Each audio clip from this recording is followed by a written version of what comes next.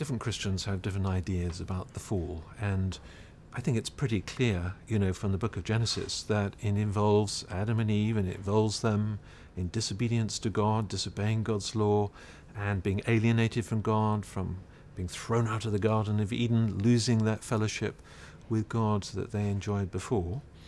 And I would say those are the really key elements that we have in the account of the fall. Now, of course, some people believe that before the fall there was no death or suffering in this world of any kind. I think that's quite difficult actually to justify from the text of Genesis itself actually, and also from all we know about science.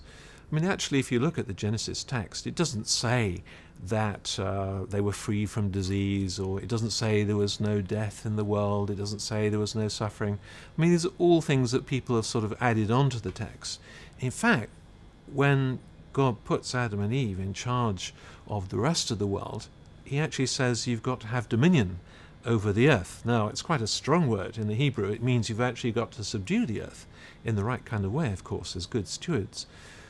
But that implies there was plenty to subdue. There were, lots of wild animals around.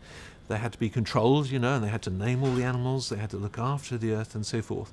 So I think even the text itself certainly points to the fact they had a big task on their hands. They had to really subdue things. I mean, it doesn't make any sense to talk about subduing things if they're all calm and peaceful sitting around doing nothing. I mean, why would you need the language of subduing?